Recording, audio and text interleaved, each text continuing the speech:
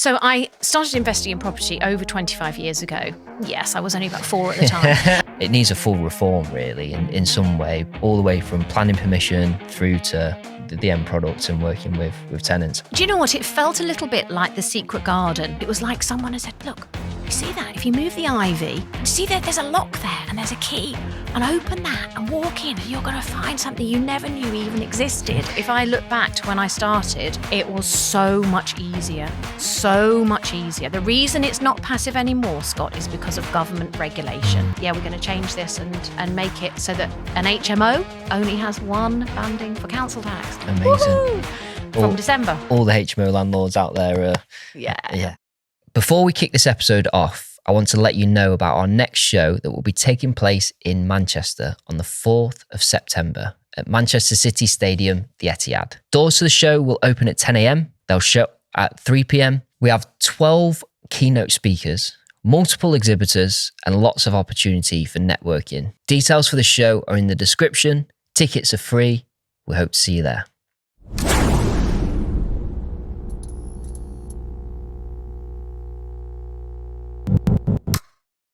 Welcome to another episode of the Property Developer Show, the podcast. Today, I'm joined by Wendy Whittaker-Large, who is an award-winning HMO investor, as well as owning a letting agency. I think in terms of the awards, there's certainly a long list, particularly this year, but I think that the real theme is Property Person of the Year and Inspiration of the Year. So Wendy, a big welcome to the podcast today. Thank you, Scott. Great to be here. Good stuff. So in terms of, I guess, where the property investing journey started for Wendy, what did that look like? So I started investing in property over 25 years ago. Yes, I was only about 4 at the time. No, not really. So I bought my very first buy-to-let, which was a student shared HMO, not far from where I live, actually, because where we were living, where we are living, there used to be a college of higher education, but eventually it shut down. But there was a real need for good quality student accommodation. Well, there was a need for it, but let me tell you, I didn't provide it because the place I provided was basically a bit of a hellhole, and you could substitute hell for another word, but this is probably a family podcast, so I won't put it in there. No, you're all good.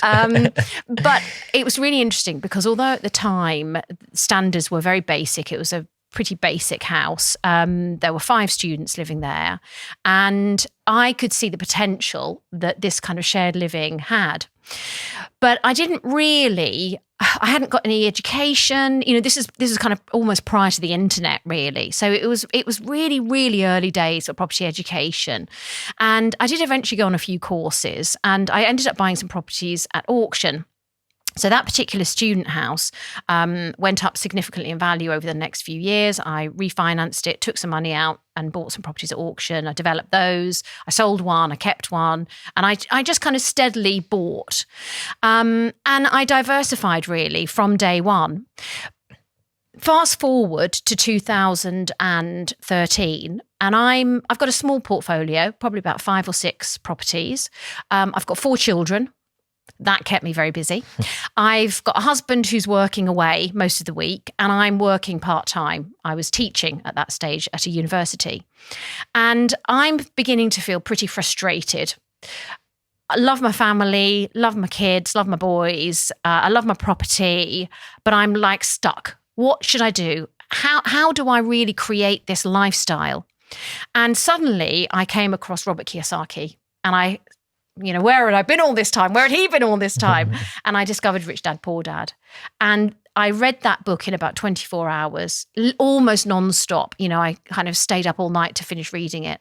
And by the time I'd finished reading it, it was like a huge light bulb had gone off in my head. And I realized I could change my life through investing in property.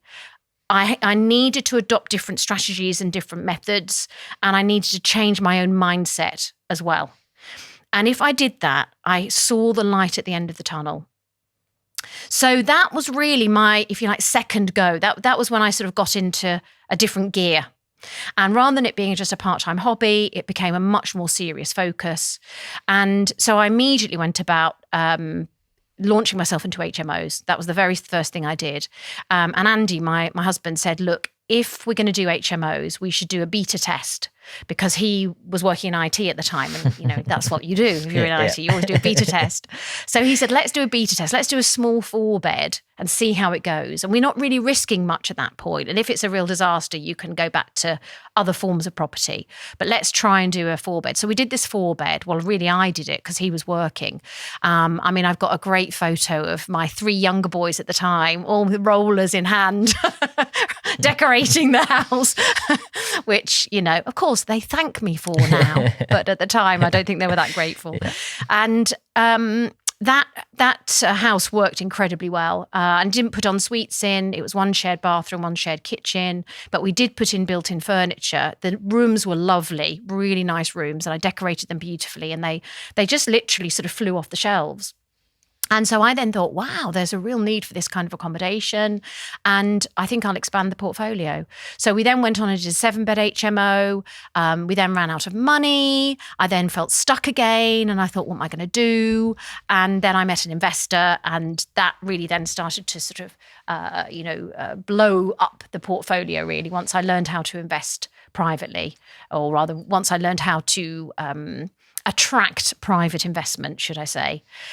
So then from that point to now, I developed about 26 HMOs, which was, phenomenal, but also very tiring, hard work. It has its ups and downs.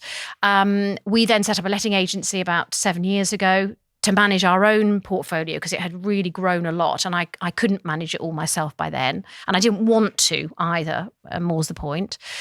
We also, there were a few HMOs in our portfolio that weren't working quite as well as the others, so we sold them. But ironically, the people we sold them to still wanted us to manage them, so we still manage them in our business. So I can't tell you exactly how many properties we manage now, but it's in the region of about 60, I think. Mm-hmm. And we have about 210 tenants. And we're actually just doing another HMO at the moment. That's going to be another 6 rooms.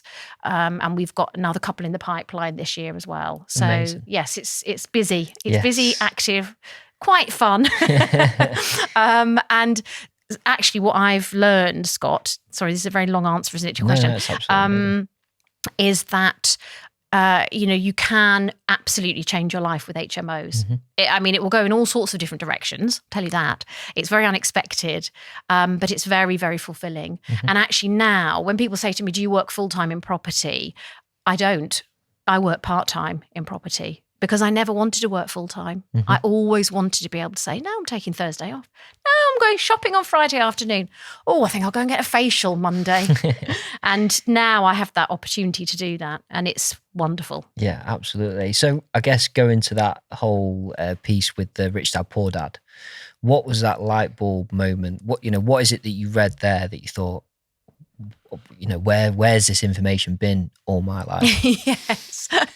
Do you know what? It felt a little bit like The Secret Garden. You know that book? I think it's Frances Hodgson Burnett, yes, about a girl who discovers this secret garden. And for me, it was like that. It was like someone had said, look, you see that? If you move the ivy and some of the climbing plants, just move that up and see that there's a lock there and there's a key, and open that and walk in, and you're going to find something you never knew even existed. And that's what it was like for me. It was a whole universe that I didn't even know existed. So it was a really incredible moment. And I've met other people who've said exactly the same, that it was revelatory when they read Rich Dad, Poor Dad. And I went on and read all of Robert Kiyosaki's books and Kim Kiyosaki's books after that. I just couldn't get enough of it. Some of them were a little bit highbrow for me. I think Rich Dad's Guide to Investing, some of it I didn't quite understand the concepts. But as time has gone on, I've learned more about those things, and I get it now. But at the time, it was a bit beyond me. But I just felt that there was this whole world, and suddenly you could understand how people have become very, very wealthy. One of the things, of course, is just the simple ESBI quadrants. So are you an entrepreneur, a business owner, an investor, or an employee, or I may have got those a bit wrong, but you know that quadrant diagram. Mm-hmm. And how important it is to move into each of these different quadrants, and that's how you grow your wealth. And I thought this is a great template to follow. So that was really good. And also, I think it was the sense in which you could create a different life for yourself if you wanted to. So I was just really inspired by the book. I'm really inspired by what he and Kim had done, coming from not just poverty, but they owed, I think it was $1 million they owed to one of their investors for this Velcro product that they had created. They created this sort of Velcro purse. And for various different reasons, it didn't make money and they lost money and they ended up sleeping in their car. And Kim started buying silver. And as a result of her buying silver, they used that as a down payment on their very first rental property. And that's how they got started. So, it was very much a rags to riches story. And of course, I think there's something in all of us that can relate to that struggle and can relate to that idea that making money is almost linked to it being hard. And I suppose what I'd say is it doesn't have to be super hard. And sometimes the hard things are the unexpected things. It's not what you expect to be difficult. It's something else that kind of jumps up and bites you on the bum. And that's where your growth happens. And it's just so important to be outside of your comfort zone in order to grow. Absolutely. I couldn't agree more. I think it's particularly in scenarios like that and business, life, it doesn't matter whether you go for the easy route or the hard route, because you tend to have hardship in some format. And whether you go easy route, get the hardship and realize actually I should need to do something more to get myself out of this situation. I think either way, you've got to build up that endurance, that ability to have to deal with those types of scenarios. Yeah. And I think reading the likes of Rich Dad, Poor Dad, it almost, in other books that are similar, it kind of opens up your kind of, I guess, professional, you know what I'm trying to say, the vision that, you can see actually it's not just this straight line that, we've been taught for centuries that this is where we need to go. There's actually a lot more to the world. Invest in passive income, although in property there's no such thing as passive income. Not these days it isn't. But again, if I look back to when I started, it was so much easier. So much easier. The reason it's not passive anymore, Scott, is because of government regulation. That's why. 25 years ago, you could set, let and forget. You could do it. Yes, there were some things you had to do. Now you have to either have somebody who's going to manage it for you if you don't want to do it, or you have to use an agent. Absolutely. Because the volume of work, the administrative burden now as a landlord is horrendous.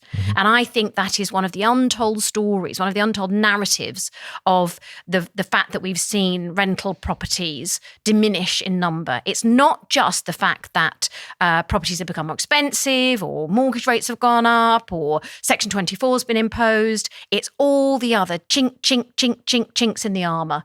And other people, if you've only been in property for 10 years, you wouldn't have seen this, but I have seen it. And I can tell you what it was like in the early days. And I wish I'd bought 100 properties. Yeah, certainly now, you've got gas search, you've got Section 24 to navigate, you've got, electrical, which, in a way, it provides regulation to the industry, but yet there's still stock out there. There's still slum landlords that are doing horrendous jobs, and it's those that are doing it properly anyway that are affected by it. And to the point where, I guess, which is what you're alluding to, people are just, what's the point? Exactly. I'm not making any money. I spend 10 hours a week managing my property portfolio. Do you know what? I'd rather invest in stocks and shares. I'd rather put it into my pension. I'd rather do something that's maybe a bit more tax efficient. And who can blame them? Truthfully, that's happened to me. That scenario. I'd rather put that time and effort into running a business rather than being a landlord. And that's my outlook on investing, which is why I'm just developing now. I only flip houses, planning gain, new build, that sort of stuff. That's all that I'm focused on, because I'd rather put the management time, the operational time into running the property developer show, other businesses, because it's the headspace it requires to be a landlord now. It's you can't look at it as, I suppose, just being a landlord, it is a business in itself, because you've got all the regulation, you've got operational, even if you've got a letting agent, there's often scenarios that you still have to deal with that a letting agent can't make decisions on, maintenance or tenant issues or, a non-paying tenant, all these scenarios. I think. Correct. You're absolutely right. And who can blame you? I mean, very wise decision, because, the demands of tenants as well can be very, very high. The government has set their expectations expectation is extremely high. The government has not helped them to educate themselves so they understand what processes and procedures they can themselves follow. And so we have this nanny state saying, oh, you must do this. Oh, you must do this. Oh, you can go to the ombudsman. Oh, you can do this. Oh, you can do that. Okay, look, you carry on. You carry on, guys. But if you are wondering why we have very little competition in the market, why we have reduced numbers in the marketplace, why rents are going up, this is why. Mm-hmm. And until they deal with that, until any government of any colour deals with it, it's going to just carry on. Absolutely. It's getting worse, if anything. Yes. For that simple fact that... Well, a report came out today, actually, saying that I think it might be Rightmove, are predicting that rents are going to start to go up again towards the end of this year. They're not coming down. And yes, it's partly because we're not building enough houses. And when I say we, I mean that's the collective we. I don't believe it's the job of the government to build houses. It's the job of government to free up business to say, do you know what? That's a great plot of land. Let's build 10 houses. Mm-hmm. That's what the job of government is to do, is to let people get on with their lives and meet the gap in the market. Yeah. That's proper economics. But we as a collective nation are not building enough houses, and that's for various different reasons. And that has an impact, but there's other impacts as well. I mean, just the cost of building regulations, for example, that has crept up and up and up and up and up. And we've had supply chain shocks because of COVID, and that has caused excessive inflation in material prices as well. So when you're doing a refurb now, I mean, I know, we were looking at cost of a refurb recently, which prior to COVID probably would have been half the price. It was 6-bed, all ensuite HMO. We'd probably be getting it for maybe 60 to 70 prior to COVID. Now you're looking at 110, 120, maybe up to 140. Wow. It's a massive amount of money. And it is very risky. It is very costly. And if you don't get that GDV at the end of it, whereby you can get most of your money out, and I don't necessarily expect to get all my money out every time. I think, well, if we leave in 10%, that's probably still a very good return. But nevertheless, you've got to find that cash. Mm-hmm. Absolutely. Anyway, sorry. I think it's really good. I think it's all, I mean, the media spin it, in anti-landlord scenario. I think that's also another factor why landlords are also exiting the market. They're getting it from everywhere, from the government, from tenants, and yeah. I think particularly the circles that probably both you and I are in, most of the landlords that we know are professionals. They do it all the time. They are making amazing stock, if not, they're supplying everything that needs to be done. That they're doing it from a regulator perspective, that they're just not slum landlords, the people that we operate with. But it seems that the kind of ethos of the market is that we're all money grabbers, and we should be giving socialist approach, giving people rent for reduced amount, and us footing the bill for the mortgages, and us taking all the risk as landlords. I say us, obviously I'm not a landlord anymore, but so I think it's difficult to have that conversation, particularly from I guess an actual economics perspective, because people are so narrow-minded to the approach of, well, landlords are just greedy. We can't even have that topic of conversation because the pretext is already set, which is, I think it does start at the top with the government, that it's then filtered down to what the narrative is in the media. And I think it's that, I guess, bridge that we need to create between creating enough houses, keeping landlords incentivized to keep making money, because it's not a charity unless they're providing social housing, and allow the market to, again, thrive in a way that works in a capitalistic market, which is what unfortunately we should be in. Yes. I don't think we are. I'm afraid to say I think that the last 14 years of, first of all, coalition and then, conservatism haven't actually freed up the market at all. And I think that's been very, very sad. And I think we're seeing that backlash now, actually. I think that what Conservatives are facing now is a massive backlash because they just haven't been true to their core values. And part of the core value of conservatism is to have a small state, low taxation, and to allow people to thrive. Now, some people might say, yeah, but that's very unkind when it comes to thinking about poor people and tenants. And what I would say is, one of the things I believe very much in is education. I think education is transformational. I think it is revolutionary in somebody's life. In about the time when I was starting to invest in property, I've been probably in property for about maybe 4 or 5 years. I was working for Sure Start, which is a government program working with young families. And my role was to coordinate a large multidisciplinary team of health visitors, speech and language therapists, midwives, early learning workers, care workers, and so on. And we were working with what you might call vulnerable families. And these were all families who were living in a little bit of poverty, you could say, a bit of deprivation, didn't have access to good services. And Sure Start was a government-funded program to enable them to improve their quality of life, but also the outcomes for their small children. They all had under 5s. And one of the things we had to do was we had to do some longitudinal research. And so we did a number of pieces of research about what was working and what wasn't working, because we had to feed this back into government. And what was really interesting was and this really opened my eyes. And I think it was at this point where I thought, education is so important. And I ended up then becoming a lecturer at Manchester Met University. I think partly because what happened as a result of this research. And the research showed that the biggest factor in influencing the outcomes on a child's life are the parents' engagement in education.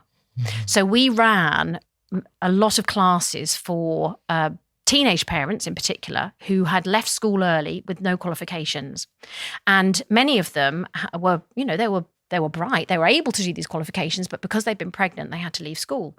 And because they now had a young child, a baby or a toddler, they couldn't go back to college. So we provided the childcare. South Cheshire College came in and did the classes. And we had a number of parents who went through GCSE maths and English. And as a result of getting those qualifications, they then were able to get into the jobs market, because before that they had to live on benefits. Mm-hmm. They got into the jobs market. They then started to think about having a career. Now, many of these were quite aspirational, hardworking women, and they wanted to do something good for their families. So they decided, you know what, I don't want to just work. So this is a true story. I don't want to just work at Bargain Booze. I want to be the manager of Bargain Booze. And this particular girl, Gemma, I met her in Crewe Town Centre a few years after I'd left Sure Start, and I, bumped into her and said, "Oh, how are you doing, Gemma?" She said, "I'm the manager of Bargain Booze." Now, 4 or 5 years ago, prior to that, she never would have thought she could ever have had a job like that. Mm-hmm. And for her, that was a huge step forward. Now, she's probably, knowing Gemma, she's probably climbed the corporate ladder. She's probably CEO now. But, how did that happen? Because she got educated, because she learned some basic skills. And we're only talking GCSE level maths and English, although the maths side particularly, that's a challenge for me. So well done, Gemma. But, this is what happens when people get educated. And of course, going back to property, as property investors, we have all had education of one form or another to progress and be where we are today, and it has transformed our lives. So I very much believe that in society we should focus heavily on education, both primary, secondary, tertiary and adult.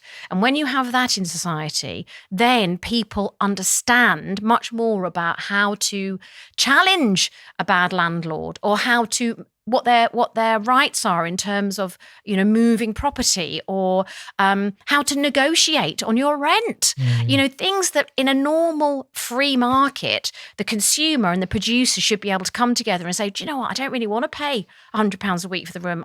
I'd rather keep another £10. Could we do it for 90? Or would you accept 95? What do you think? And do that kind of negotiation. That's how good trade works. That's how trade works across the world.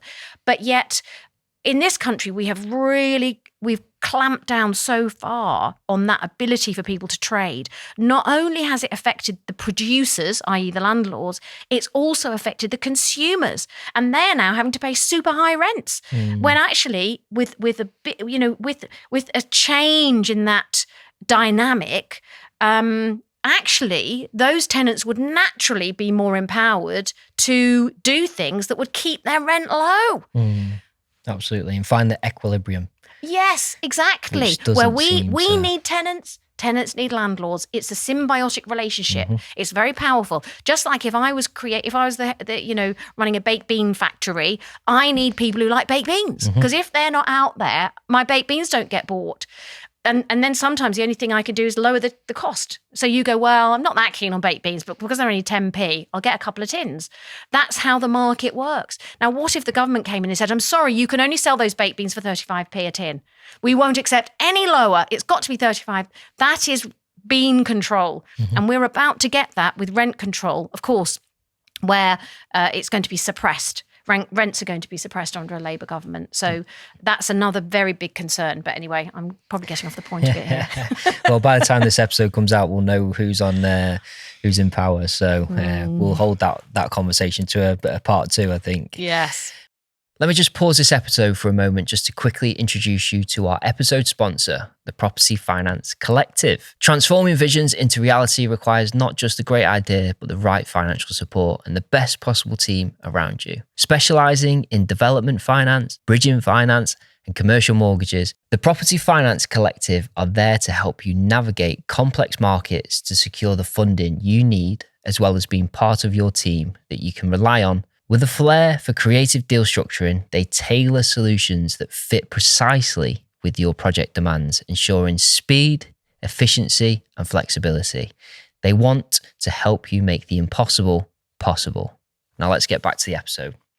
But I think it's certainly I think it's a UK culture, that whole renting, owning piece. I mean, if you look at the likes of Germany, where the culture is we rent. That's how it's sort of perceived, whereas we've kind of got that proud British outlook that we need to own our home. But what people actually forget or fail to see is that although you're not paying rent to a landlord, you're paying rent often, unless you own it, obviously unencumbered, to a lender. Yes. And it's the same concept. It's, the equilibrium is what the base rate is, it's what you agree on your mortgage, whereas there's no real, I suppose, set guidance for tenants and landlords, and it is very much just a one side versus the other. And obviously there's anomalies to that. There's landlords that have charge higher rent and have a good relationship and offer a service to their tenants, but most than 90% of the market is that kind of landlord-tenant relationship that is unfortunately not healthy, in my opinion,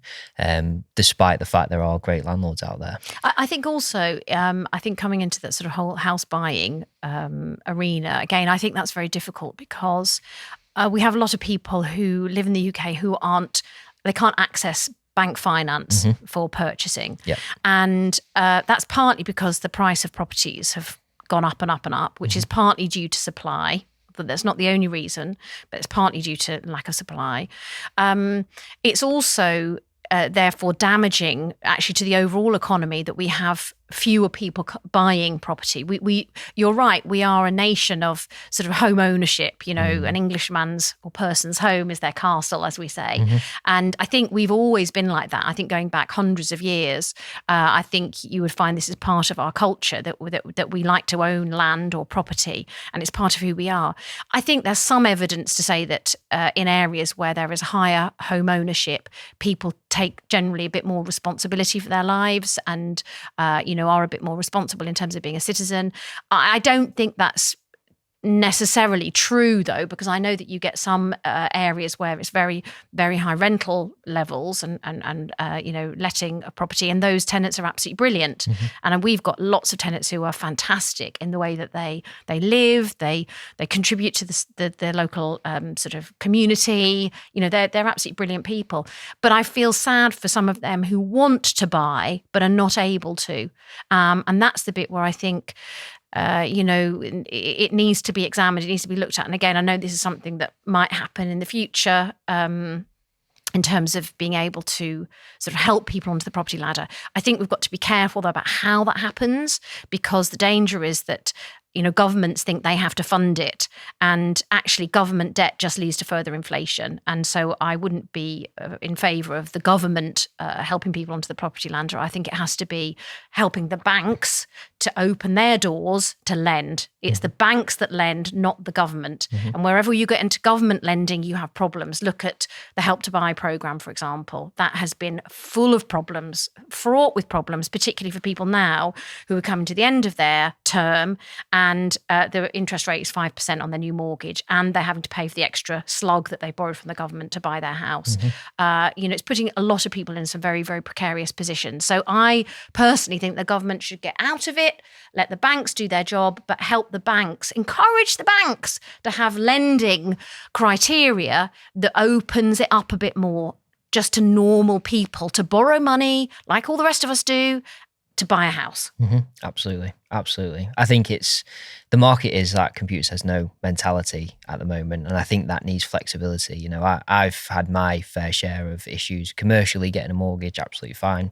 Black and white, does it make money? Does it not make money? Whereas personally, because obviously I'm a business owner, it's a lot more difficult to raise finance on a mortgage. So I think there just needs to be a more, I guess, open approach that isn't going to be abused in some way. And I think that also lands within the kind of housing sector as a whole. There just needs to be more, I guess, understanding from politicians or whoever the regulators are to understand exactly what the underlying metrics are and not just look at surface stats. And it needs a full reform really in some way. But I guess even that's all the way from planning permission through to the end product and working with tenants. I mean, I've had a plot of land in planning in Cheshire East for 14 months nearly.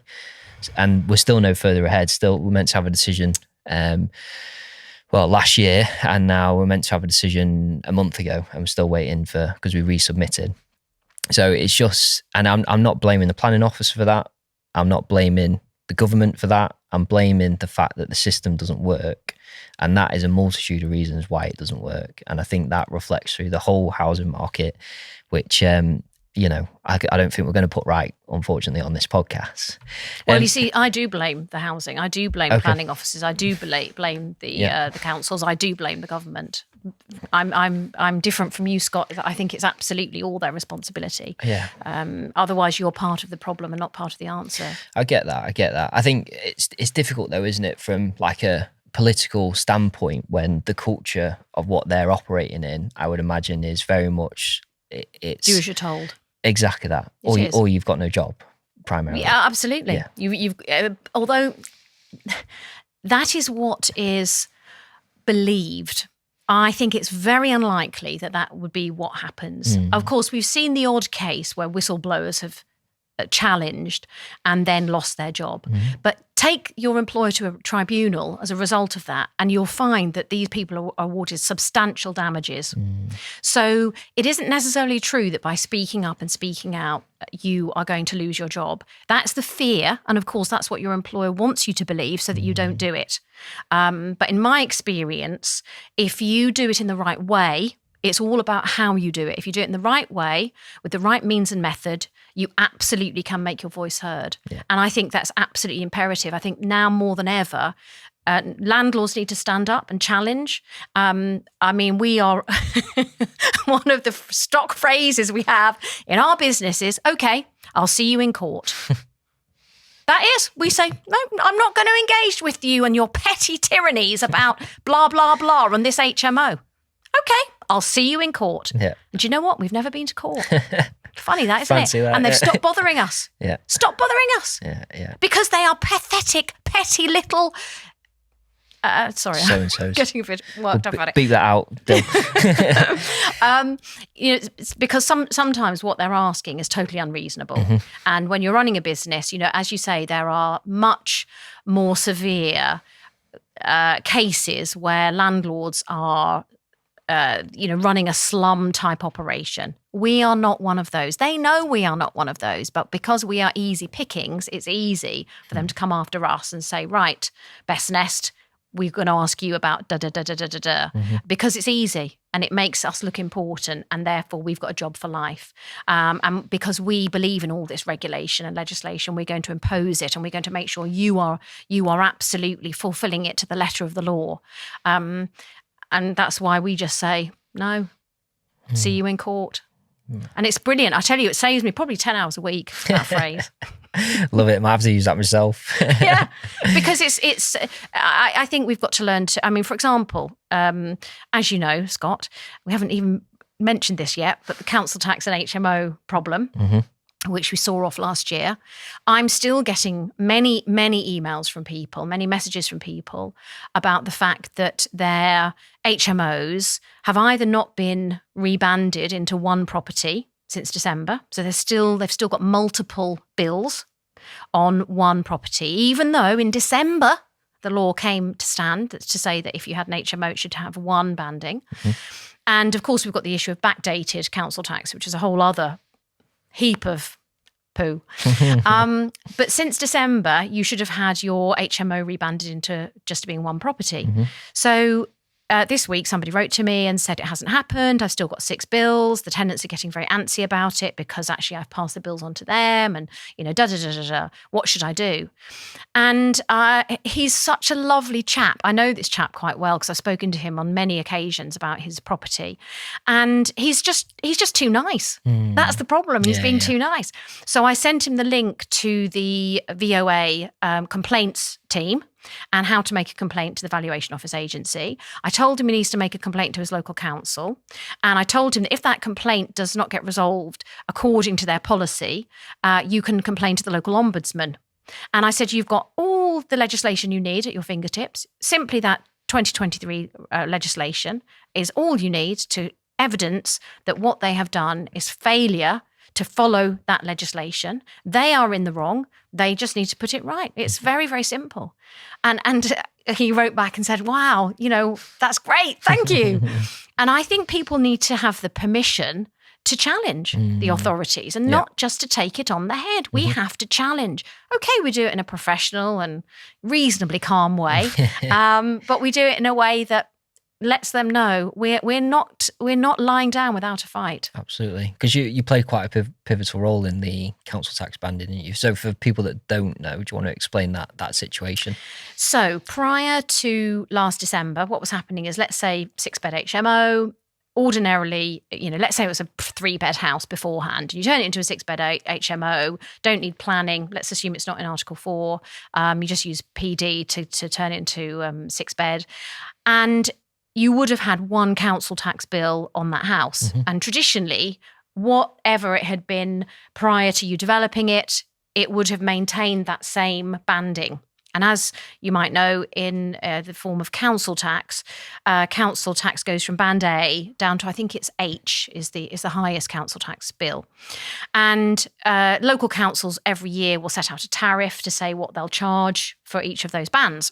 So let's say you had a band C, for example, that's probably about £150, £60 a month.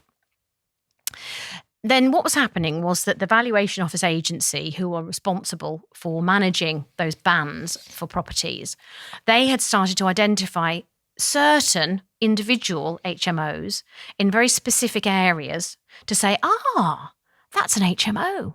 We are going to use our superficial knowledge of the law to declare that it is a dwelling.